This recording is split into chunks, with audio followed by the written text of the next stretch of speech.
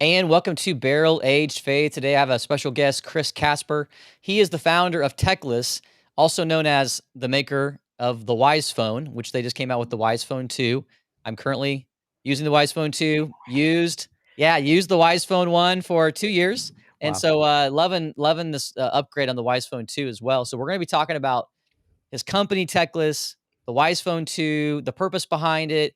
Part 1 today is going to be more like why? Like why do we need this phone? Why do we need to change our lifestyles? And then part 2 is more like the features. So Chris, welcome to the show. Yeah, thanks. I'm excited to be here, and I heard you got some people that care about theology, so this is It's going to be a true. good Mostly conversation. theology nerds. Probably mostly theology nerds on my channel, but people who really care about hopefully it's not just in their heads. Like my channel Yes. also really tries to emphasize sort of family, community, hospitality, feasting and fasting. So we talk about all those things on this channel. And so I think this conversation about this phone is number one, it's important. So important about how can we make lifestyle changes to where our families are healthy again Mhm. and spiritually healthy again. Um, but also I think my audience is going to be cool with the idea of I mean in some sense they're fasting. There's a type of fast or withdrawal from the world related to using this phone. While at the same time, with the WiseFone 2, you're not giving up everything, which is nice. So we'll talk about that today.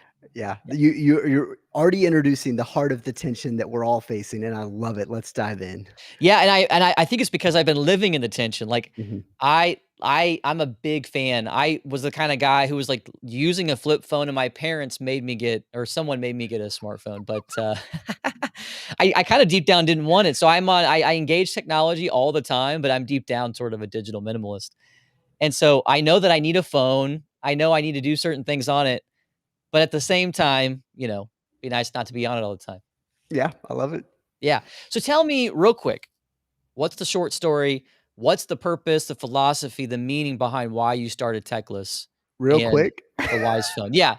An hour. Yeah. Yeah, no, okay, I have different versions of this story depending on who's listening, but for this crowd, at the end of the day, I had this cool blank page moment where I could like do anything I wanted in my life. I had worked at a kitchen family business for a while, had some success, and I had this realization, I'll say, through some personal things with foster kids and other stuff. I had this realization that our phones and technology in general, but particularly our phones, were the greatest threat to us living out the greatest two commandments.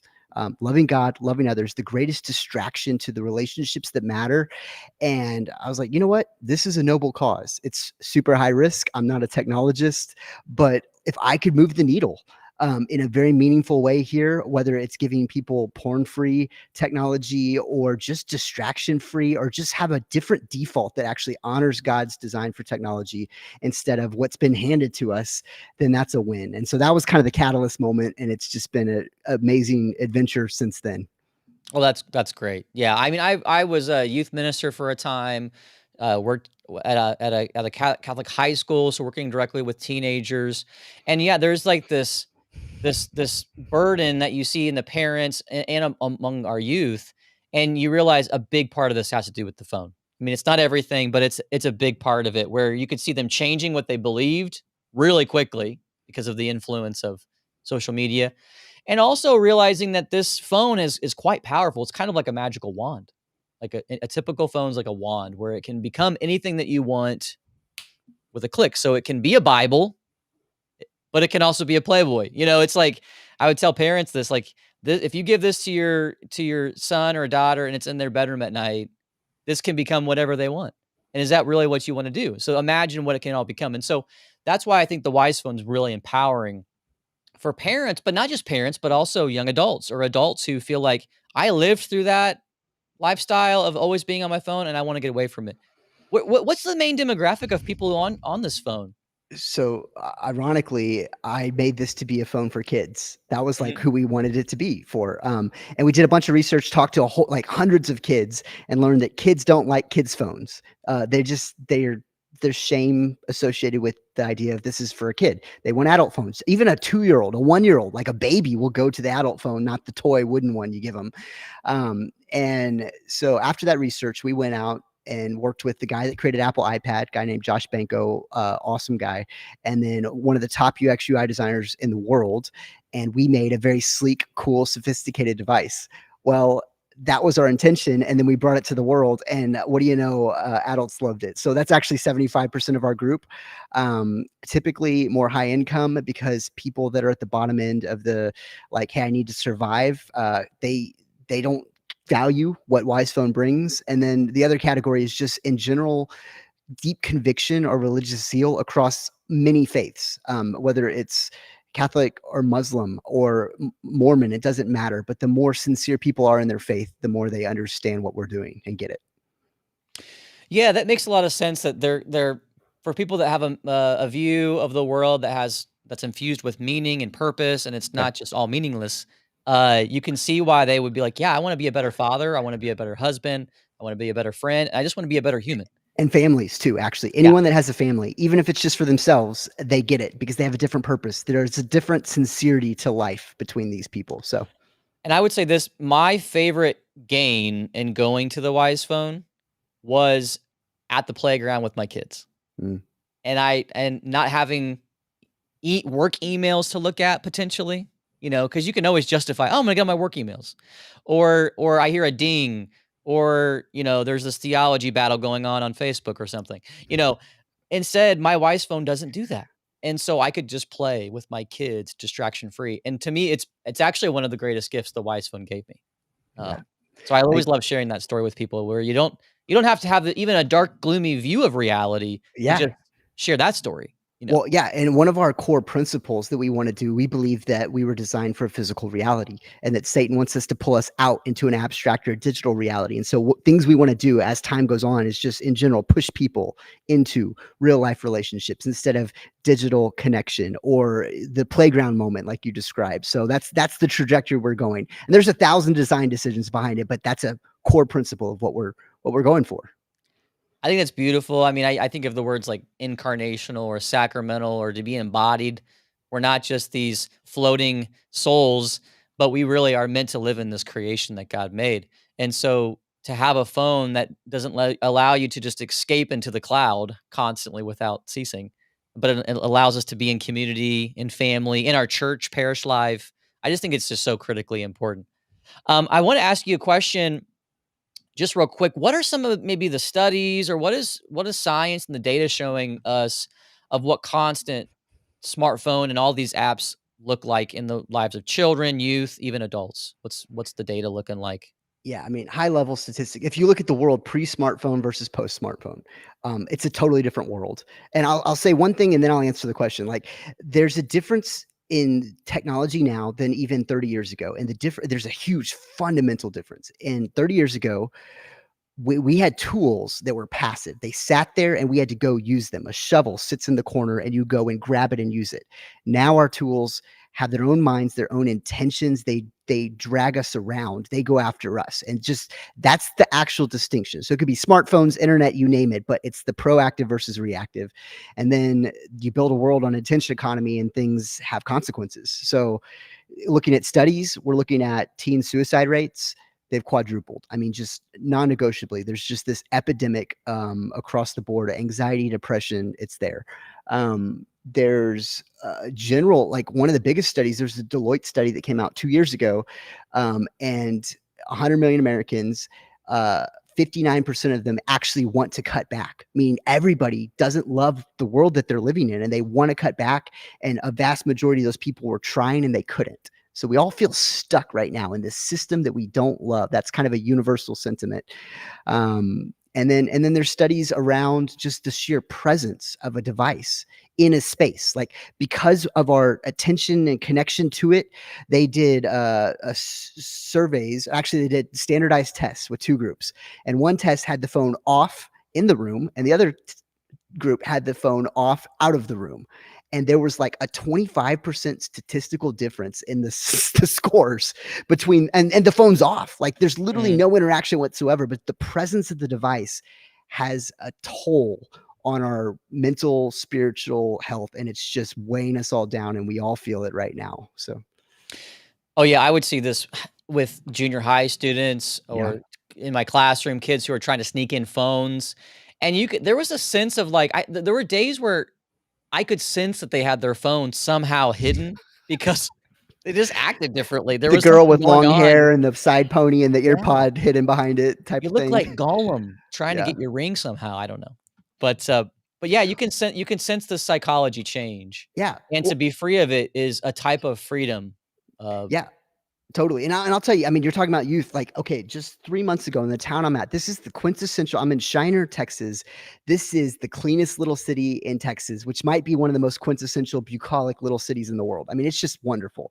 We have just great academics, public schools, awesome, everything. We did a survey, 750 students, just a couple months ago and asked them, and this is current data. First of all, sexting out of control. We're talking 40%. I mean, it was like I was shocked and like we are the walled garden and that's how crazy what's going on is. The kids are aware of how toxic this stuff is. I said, "Hey, what would you tell your parents?"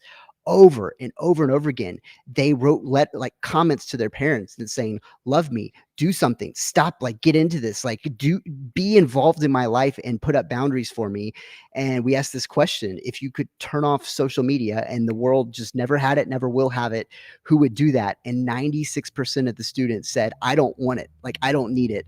So there's, a few years ago there wasn't an awareness. Now people are aware, but there's no solutions. The solutions are budding, I will say. So Sure, yeah, I've known people who are now in their kinda young adult years, who spent their teenage years drowning in a smartphone and drowning in the internet, and they do have this existential, like, desire to be free of it in some sense, and so they're switching to these. There's a small trend, but I yeah. think the Wise Phone is gonna fit into that, of people needing to, like, detach and take a break, so that's pretty amazing.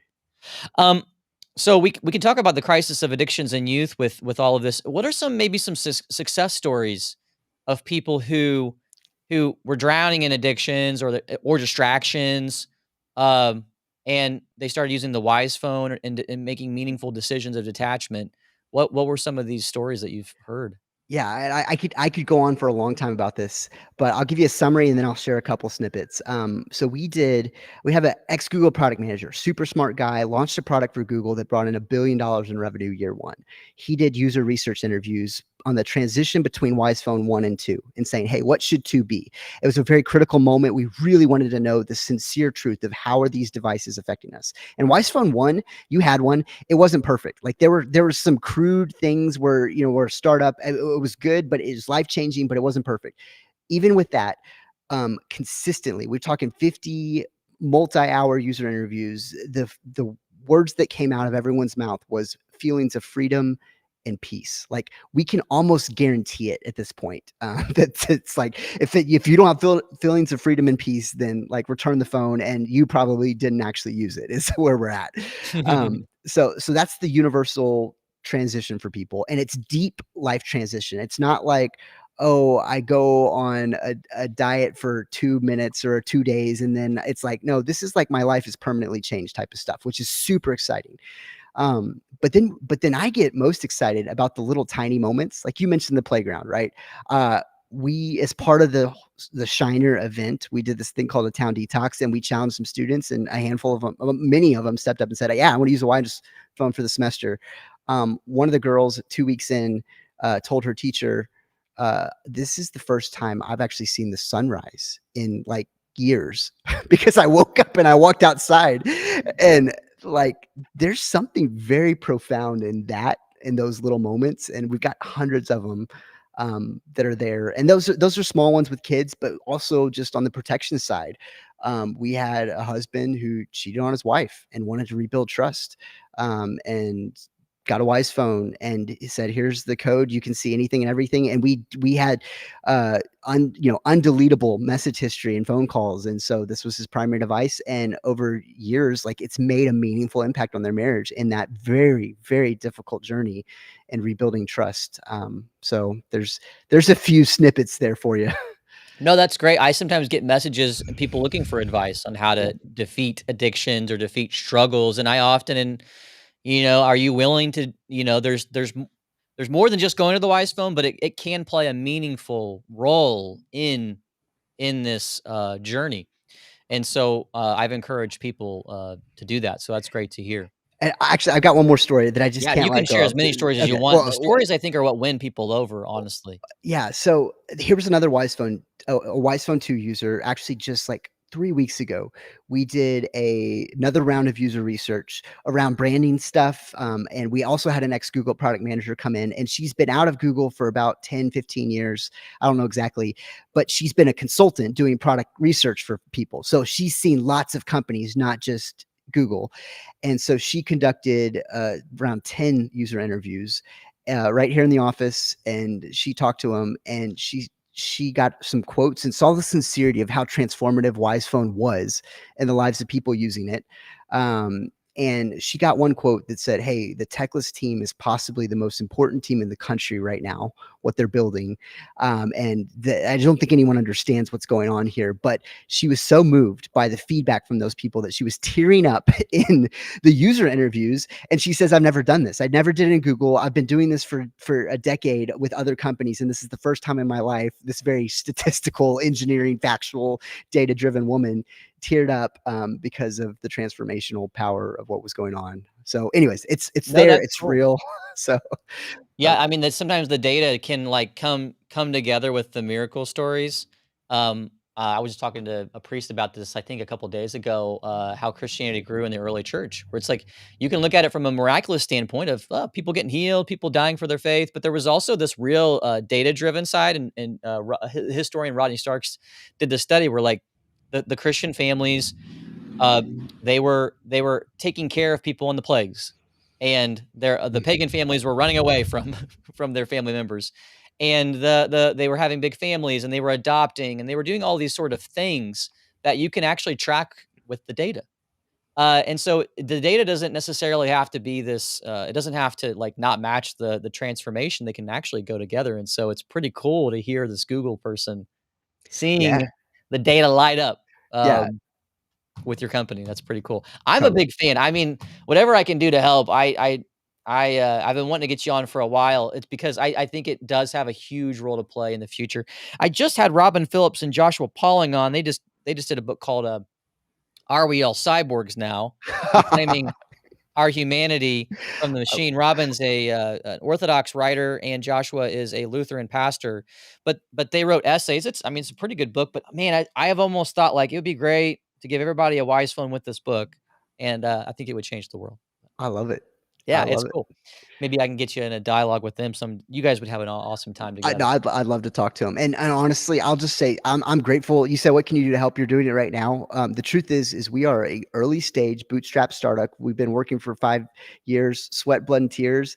And for a while there, 85% of our revenue was not ad driven. It was organic. It was conversations like this over and over and over again. And we've sold thousands of phones through podcasts. I mean, seriously, that's it. And so I'm grateful for just the conversation because and the other thing too is this conversation adds depth to something that could be very transactional or salesy, and you get into some very valuable corners that you can't have as an insincere ad driven company. So it's good. Yeah, that's right. I'm already getting questions about really technical things about your phone, which, well, again, we're gonna get into this part 2. All right. Part 1 is, like, why do we need this phone? Why are we in a meaning crisis? I was gonna ask you, do you think, I think of we're kind of in this twofold crisis where we've been given all this technology, and our ethics and our lifestyle can't keep up with this technology. So that's one part of the crisis. And the other part of the crisis is a meaning crisis. We just don't even know why we're here. And so I think there's people who they know they have a problem with their phone. They know it's leading them to become a person they don't want to be, but who cares? Because they haven't there's no meaning. What would Yeah. you say to, how does Techless, even though you're not a religious company, how would you maybe respond to that kind of question or problem? Yeah, so I'm on draft 2 of writing a book on this right now with Dr. Kathy Cook. She's a child psychologist, wrote Screens and Teens, Amazon bestseller, and the first chapter out of 6 is we're leading with relationships, like AKA at the end of the day, that meaning that you're talking about, the only solution to this whole tech everything, it's not about the boundaries. It's not about WiseFone. It's not about putting on a new internet filter to not look at porn. It's actually about your relationships. with your family, with God, with others. That's actually the end all solution, and we're just trying to create space that can get people there and eliminate the distraction and nudge people the right direction here. So it's kind of a double sided answer, but that's we aren't a religious company, but that's the end all solution to this whole epidemic. Well, it's like Alcoholics Anonymous, right? It's like, Yeah, you don't just tell people, "We'll stop drinking," you yeah, know? It's like, well, there's probably real needs you're probably trying to fulfill, like loneliness or family problems or all sorts of things that this is trying to meet, and yeah. so we do that with all sorts of things, and oftentimes today, that's channeled through our phones, and so I think that definitely plays, Well, a part. and I'll just throw you why, like a case why that matters. So the world right now, even big tech companies and regulators, they say, "Hey, something's broken. It's unethical. It's not good. We need to make ethical or humane tech." Like that's what they're shooting for.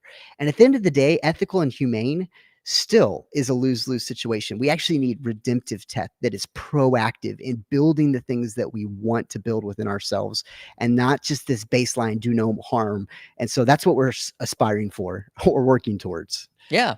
Yeah, it almost feels like city planning where there's not really a science behind city planning, like a perfect, like, oh, if we just study this and this, we have the perfect city. You actually have to have like a big view of like, what is a human being? Yeah. What is a family? What is a community behind city planning? And I think that even plays a role of how we talk about how technology fits into civilization itself. Yeah. Yeah. No. And when I first started Techless, the very first thing I did, I read every book on the theology of technology I could find. I mean, like I read scripture like from beginning, just like started in Genesis and like just tech. What is this? What does this tell me? And I did a 3-part sermon series on I actually created one on just what is the theology of technology, and I never left Genesis 7. Like, I mean, Nice. like, Yeah. but I did that just because it matters. Like that foundation is actually the piece that's missing, and why the world is broken is because we don't understand the deeper why. And you got to get there first, and then out of that, you can make something wonderful. Right. Yeah. I mean, a big part of this is you become what you eat, you become what you worship. If we're worshiping something that's not alive, it's like dumb, it's not true and living, then we become, as the prophets would say in the Old Testament so much, that we become like the idol. We become hard, like our hearts become hardened. We're deaf or mute. We can't, we can't interact with the world, and that's what oftentimes these our phones are doing to us. And so, what's the option? Go out in the desert, live in a cave, or is there another way? So, Yeah, be John the Baptist or yeah, or what? yeah. I mean, I know some people that do that, and that's great Yeah. for them. I mean, I know monks, and they do a Hey, great job with that. Yeah, the Amish voted last week. That's all yeah, I'm gonna say. Like it's they true. changed their stance. So They don't do that very often. That's no, right. yeah. Real quick, I think you touched on this, but isn't there a partnership that's risen up where a university and a high school has started having students use the WiseFone? Yeah, yeah, there's Yeah, a you real touched on that, but I would like to hear a little bit more, about that and how that's going. yeah, it's good actually. So there's a group called Humanality. I think they're Catholic primarily, but they're serving anybody, if that makes Okay. sense. But they're starting with Catholic because that's their relationships, but that's not their heart. And they're really just helping people around, hey, this exact issue. And I think they started with 5 universities, and they are literally working with the universities on launching programs like this. Like we did a town detox I just mentioned with the kids in our high school. These guys are real, they're serious, they know what they're doing, they can speak about it more eloquently than I can, and they have programs designed for this, and they're going to hopefully expand to hundreds of schools, colleges, everything like that. That's where they're going. But yeah, we actually just shook hands, and are actually co-creating some content together. It's a really cool relationship, but I'm looking at like a few hundreds of phones possibly this next year through that budding partnership that we have with these guys.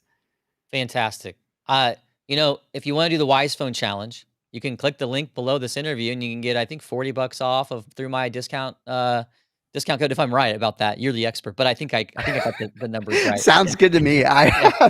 I looked it up when I clicked the link, and it okay. said 40 Yeah. bucks off through Okay, the there my you go. king, but you can go in there, take the Wise Phone challenge, ask your parent for Christmas, or get it for your kid, or whatever. There's all sorts of ways you can do that. But I think, consider the Wise Phone challenge, because even though it's a type of, like, sacrifice, there is, like, real sacrifices behind the move, Yeah. but the benefits, like, just outweigh those sacrifices. Yeah, I'll throw this out there. Chapter Yeah, 4 of the 6 is the number one lie that people face, which is the lie of, "I'm entitled to convenience."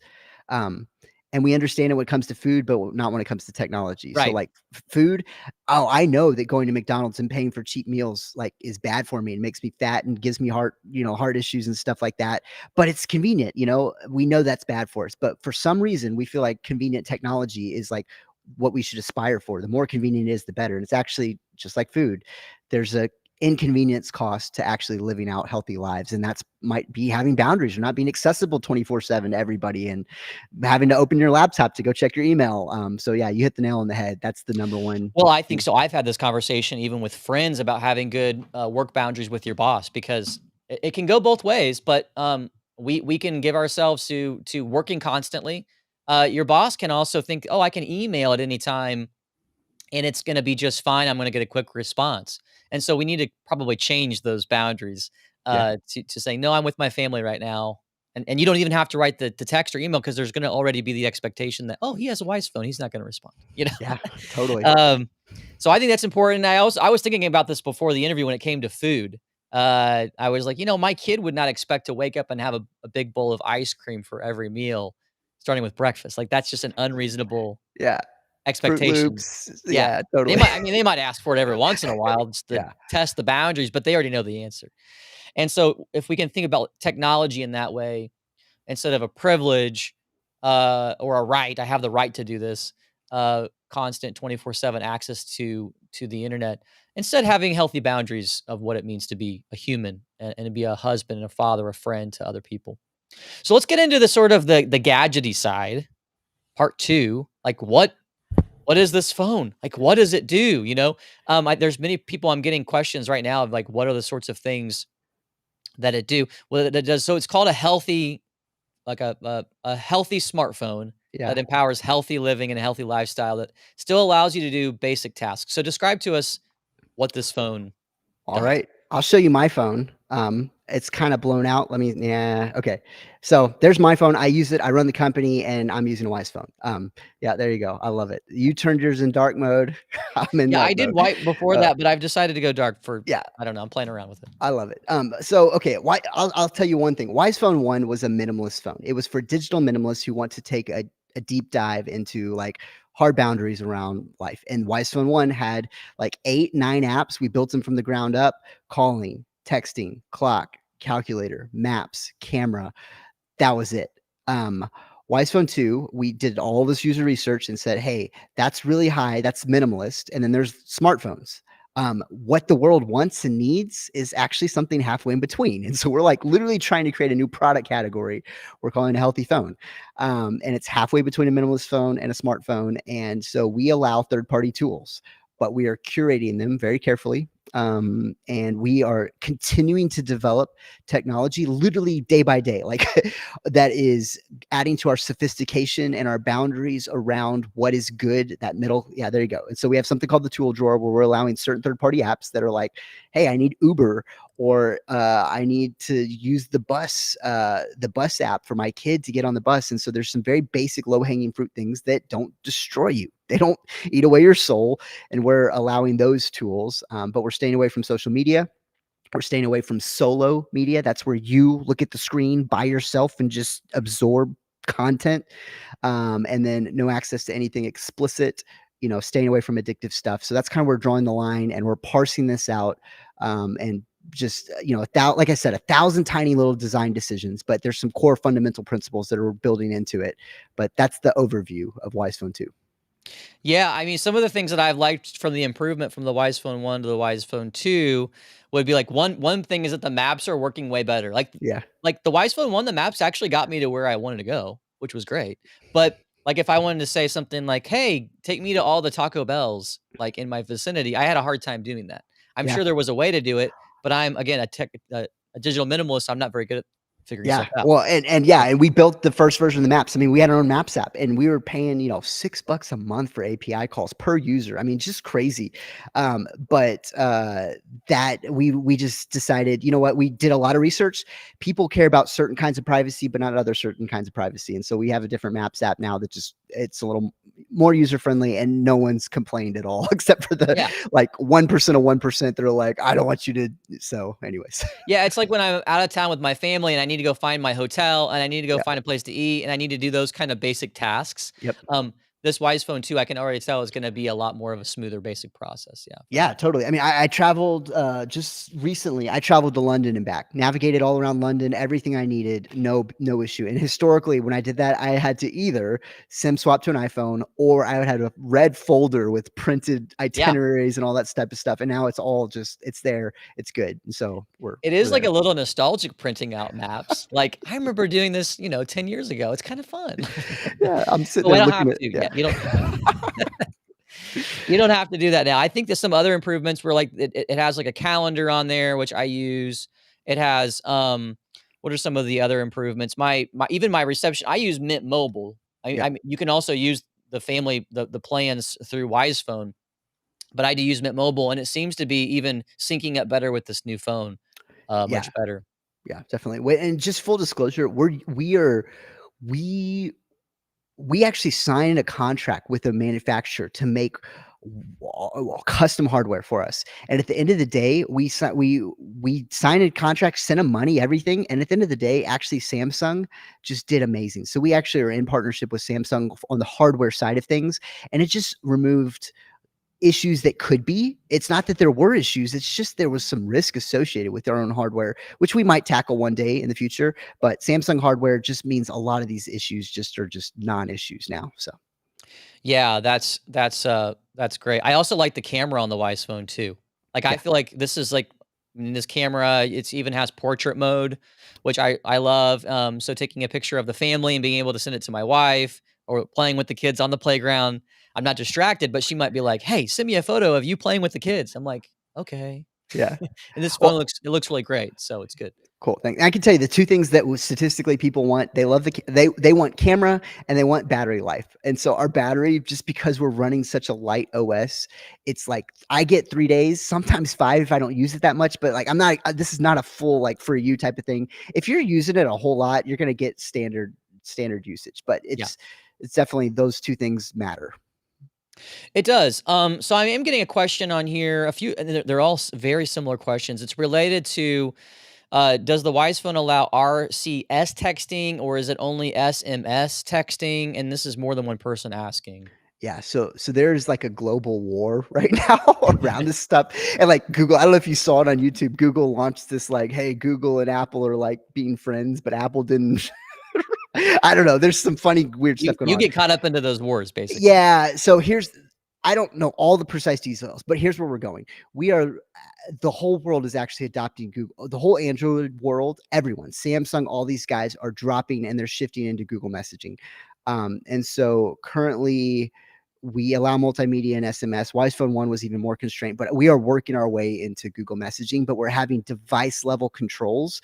Like we're talking on the chipset, looking at everything on the screen to provide protections. And so we're headed that direction. So it's going to be whatever an Android device is, that's what we're going to have for our messaging.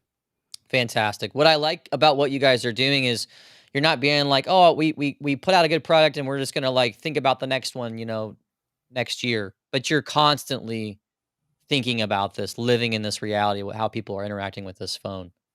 Yeah, we just started shipping them. We're almost done fulfilling our pre-orders, and every 2 weeks we're revisiting. Hey, what are the priorities here? So Yeah, that's great. Guys, again, those who are watching live, feel free to keep asking like your technical questions.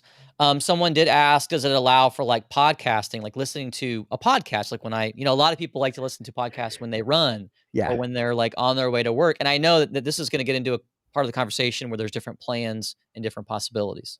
well, yeah, yeah. So okay, so philosophically, back to the healthy tech. Hey, what's unhealthy? What's healthy?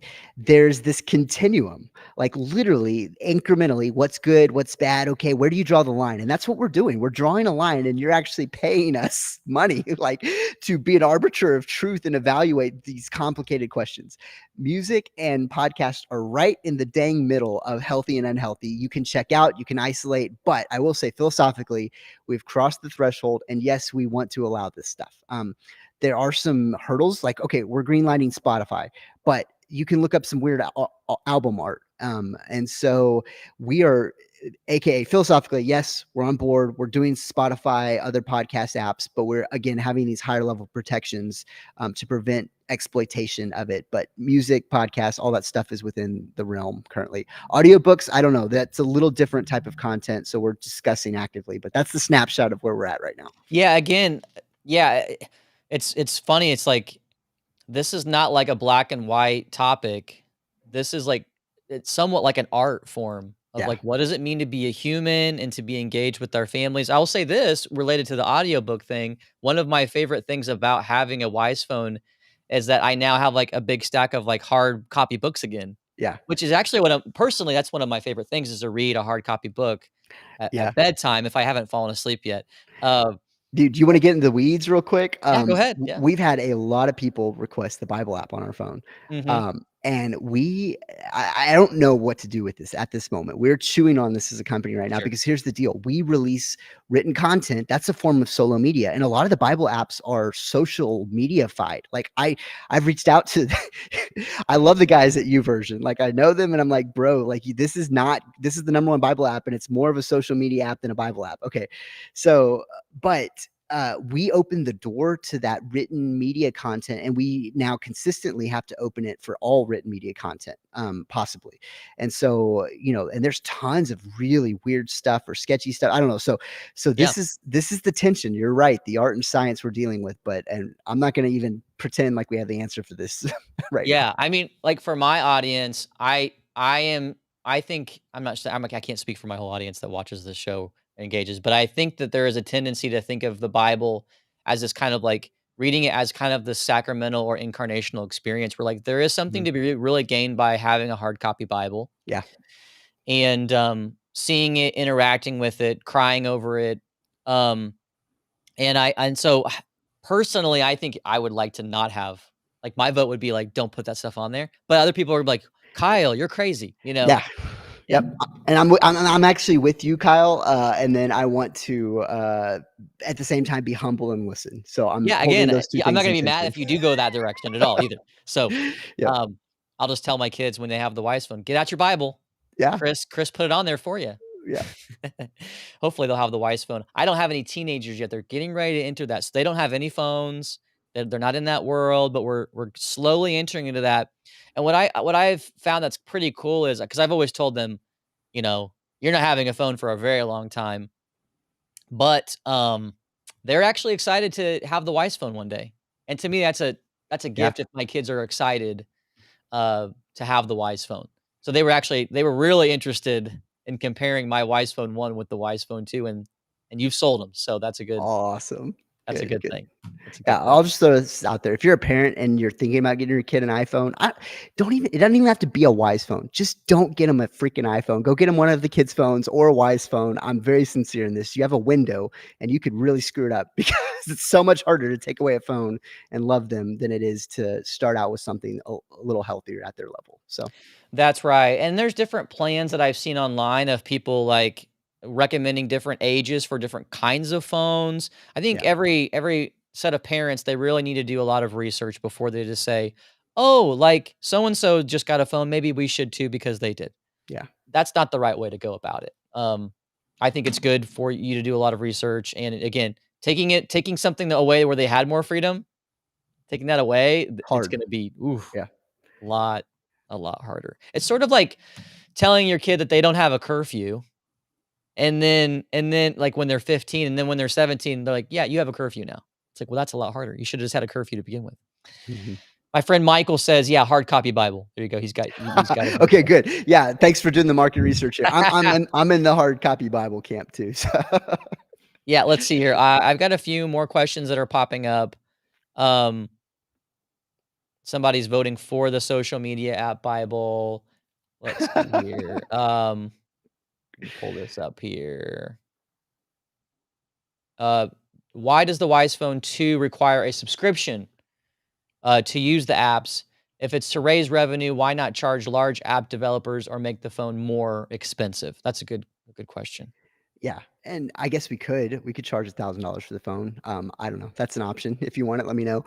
No, the truth is, here's the deal. So fundamentally, um, The reason one of the major reasons the world is broken is because it's built on the attention economy, which is a non-premium method, model type of thing. And so the only way that tech companies make money off of you is eyeballs on screen. And so all their incentives are to exploit your attention. That's it.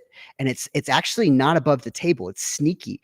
And if you think about it, like YouTube Premium costs $18 a month. Literally, YouTube is making $18 a month off of you from advertising, but they don't charge you for it. They flood your attention. And so that's the value to them of this. And so what Mm, we did is we actually flipped the incentive. We went above the table. And now guess what?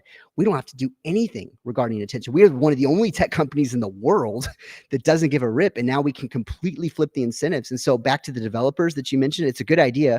But now developers, we can actually demonetize them if they exploit what's going on. And maybe we're even out of the financial transaction whatsoever. It doesn't matter. But if a developer's coming in and they're an app that's supposed to be banking and they're doing all this stuff that's increasing your screen time and wasting your time and not valuable to you, and they're just supposed to be this banking tool, well, like, we can disincentivize that. So I genuinely believe that the best model moving forward for the future of like what healthy stuff is, just like healthy and organic food costs more, is premium pricing, I would say, demonetized from the attention economy. But yeah, there's a semantic there on the pricing of whether it's a one-time cost or monthly. And we did one-time cost with WiseFone 1, and we switched to monthly for other reasons. So yeah. yeah, so just describe the plans real quick. There's like, what, 3 different plans that people can choose from if they choose the Wise Phone sort of phone plan? Yeah, so we actually so when we first launched, we just had 3 plans, and it was like, "Hey, you gotta use our cellular plan," because we did some research, and the idea of paying for an OS was unusual because people don't understand that when you buy an iPhone, 70% of the cost isn't hardware, it's actually software development you're paying for. And so consumers are used to paying for cell plans. So we launched with paired with cell plans. So you had to have a cell plan. Minimal plans, just this very basic. You saw it, just the main home screen, no access to the tool drawer, and then a healthy and a pro plan. And pro plan had unlimited data, and the healthy one is like what most people use. So that was the concept. Well, we heard a lot of people that said, "Hey, I want to use Mint. You said you use Mint." And so literally 2 weeks after launching, we came out with the bring your own carrier plan where we are charging just for our OS, and that's it. And the software development we've done, and like, we're basically break even on hardware sales when it all comes down. And that's the only money we're making actually across the board. We're not making tons of money on the cellular plans. There's a little bit of difference, but it really is just the OS. That's all that we bring to the table. That's the value. And so you can keep your carrier, and we're bringing in $15 a month. And that's kind of the exchange that we have. So Yeah, yeah, that's great. I mean, I do think there's all these decisions that people have to make as a family, yeah, and how much they can afford and all those types of things. And so, I mean, I'm the only one in my family that's using a Wise Fund right now, and I just use a Mint plan that I pay for like all at once for 1 year, which makes my plan pretty cheap. So I yeah, combine it with this, and it's pretty affordable compared to what I could be paying. Um, but when I imagine I have 7 kids, when I yeah, imagine slowly as I reach into those teenage years, yeah, okay, I'm gonna be, like, knocking on Chris's door. Like, is there a family plan that's yeah. not gonna, like, break the bank where they can not maybe not all 7, but, a few of them could be on the Wise Phone? Yeah, totally. And number 6 is on the way for me, so I'm right there Alright, with hey, you. congratulations. Yeah, thanks, I appreciate it. So the answer is I wanna get there, actually. And so the way we launched, we kinda did the Tesla strategy. We start out with the supercar and the premium stuff, and I wanna work our way down like, I wanna sell phones in Africa, like, Mhm. for, like, $20, and, like, I mean, that's where we wanna hit eventually. And so that also involves large families. And for right now, small team, focus, consumer, everything like that, we just wanted to come out with a very simple offering. But I would love the idea of a family plan, adding to complexity, but you start matrixing this out, and the decision making process of what do I want gets really complicated when I have 42 options. Not off the table. We can work our way towards that, but we literally just got off the ground and with SaaS and everything. So I love the idea. I want to go there. Bear with us as we are working our way that way. Yeah, again, you have an advocate in me, so I'm patient. But Yeah, yeah, thanks. we'll see where all that goes. And I did have a question. What about can you add you have curated apps, so you guys have put those apps on there. What about when somebody runs into an issue? where, like, some type of app is required by a Yeah. company, but it's not on there. That's I Let me give you an example. One time I got, basketball I was gonna take my son to a basketball game, and they required me to have, like, the NBA, like, app Yeah. on my Yeah. phone to show my tickets, and they were, like, really stubborn about it. I think eventually I found a workaround, Yeah. but I was just like, number 1, I don't think they should do this, like, I there's agree. something wrong Smartphone about this. discrimination, that's what it's called. Yeah, so I'm not really saying that you guys should do that, but I'm mostly just talking to see your thoughts on this matter where people are requiring their apps from their company Yeah. and then putting that burden on the consumer. It seems to me kind of almost a type of weird, unhealthy relationship. Yeah, I mean, it is. There's back to the inconvenience cost. There are moments like the basketball game, like, you gotta print it out, I don't know. 2, you're right, there's some Oh, I unhealthy did relation print it out. I printed it Yeah, out and they wouldn't accept it. okay, yeah. So, It's crazy. I Yeah. do I looked at Trader Joe's the other day, and they needed an app, and I said, "Hey," and I'd never do this. I'm not that "Can I speak to a manager?" type of guy ever. I was like, "I don't have a smartphone." Like, you should not demand that people have a smartphone just to be able to park and shop at your store. You need a different system. And guess what? 2 months later, they had a different system. So I would challenge us to push back on stuff. Me too. Yeah. But back to the okay. So first of all, you can submit apps for us to review to the tool drawer, and we'll take a look at them. If it fails, it fails. That's where we're at because there's some dark stuff in seemingly decent apps, dark design practices. And yeah, I mean, that's just kind of an interesting moment right now where we are, in a sense, protecting you and we're the bad guy and the employer can be mad at us instead of you. I don't know. And there's workarounds, right? Like I said, I'm running Techless and I use my laptop for everything I need. And so if the employer absolutely demands that you have this app in your pocket 24/7, and that's the only way that we're going to work with you, then hey, where's my phone? Can Yeah. you buy a phone for me? Like, I don't Yeah. know. There's some that is that a realistic expectation? Yeah, I mean, I've asked an employer to do that before. Yeah, I was like, where they wanted me to have all these apps, want to have Yeah. all this access. I'm like, well, buy me the phone. Yeah. Pay for my monthly plan. Buy me the phone and I'll leave it on my desk. And when I go home, there's my wife's phone. And I come back and I'll have everything you want me to Yeah, have. I don't know. yeah. Just like, I mean, and that's exactly what there's I've done always before. Yeah, exceptions, right? Emergency services and my midwife, it's probably good for midwives who get called at 4 in the morning to have some special app access. So, anyways, that's there's, right. Yeah, there's definitely going to be some exceptions, someone asked, is there a list of curated apps anywhere that you have on the phone? I mean, I'm looking at them all right now. yeah. I don't know if I So should just read off a few of them. I mean, you can if you want. We're working on the publicity. We literally just like 2 days ago added a section on our website that has some, and we're working on trying to figure out how to get a very great, like the specific list, because it does matter. People like I've heard this. Unless you have this app, I cannot buy WiseFone. I'm like, okay, that's fine. So it's a reasonable expectation. We have a short list currently, and we're honestly working with a group. There's a fledgling group of technologists and lawmakers and philosophers called the Healthy Tech Index, and they're helping us make this decision of what's good, what's not, and rating apps. And that's also fledgling. So I would say right now, under publicized what's available at this moment. So No, that's great. No, I'm glad you were able to talk about that, and it's fun to hear you talk about how you're collaborating with experts around the world. That's pretty cool. yeah, dude, 2 weeks ago, I was in Dallas with Tim Tebow and this group called Clapham. It's 120 of the world's leaders, literally on ending human trafficking.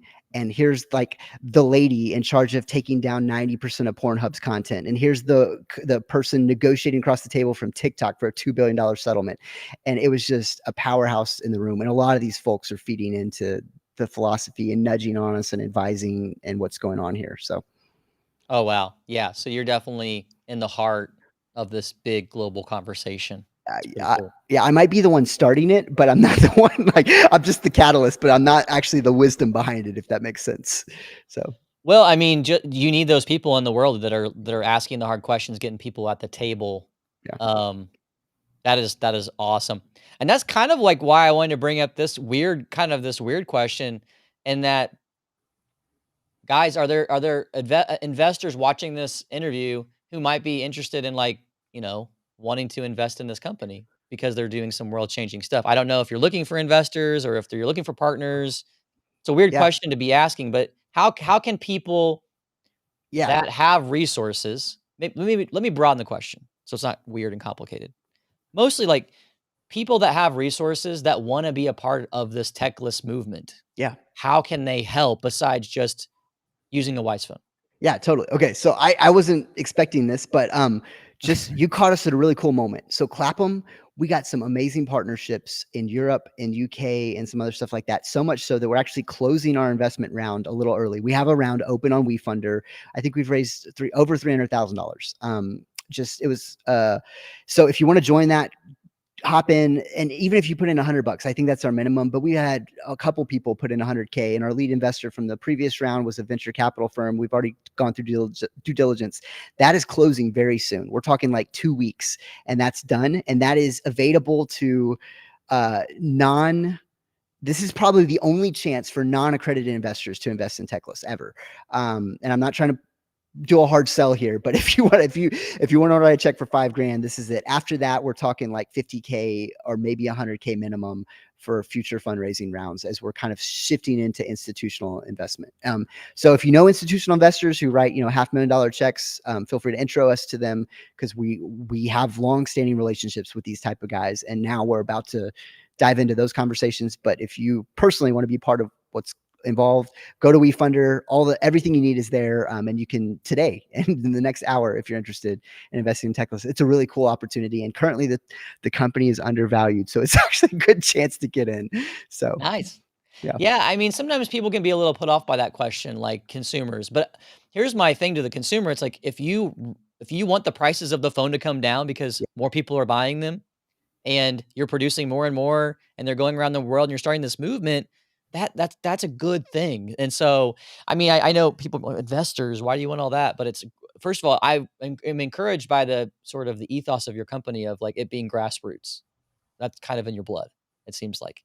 But, if people wanna jump in to help bring down the cost and help expand this movement, I think it's a pretty worthy one. yeah. We're stomping around with giants, and we're tiny. And this whole company grows with economies of scale. There are literally breakthroughs. We've sold thousands of phones, but we can place orders for 40,000 phones at a time. All of a sudden, everything changes. And then we're talking like 75, 100,000. Like, we're dealing with the same guys that make the iPhone. So once we get to that level, just your phone right now that you have is going to get better, just guaranteed. We go from a dev team of 7 to 40, and like all that does is just make the product better. And we're going to be break even for a long time because everything's going back into making the company and the product better. Awesome. So somebody asked, is there any plans in the future for, like, being able to repair, your phone? I know it's kind of a tricky question, but if it starts, like, is there any kind of warranty or any type of, like, repair Yeah. option? I love the idea, open to it. It's the same answer as the cell plan. Like, yes, we want to do that. It's just, it's not big enough to make sense. And we're so focused on just releasing a good product at this point. So it's on the table. Just we're not Yeah. large enough yet. Yeah, I was wondering, like, if I accidentally, like, shattered my Wise phone tomorrow, Yeah. which I have a get a case, so I'm just Yeah. kidding, but if you did, like, what would happen? Is there any kind of protection?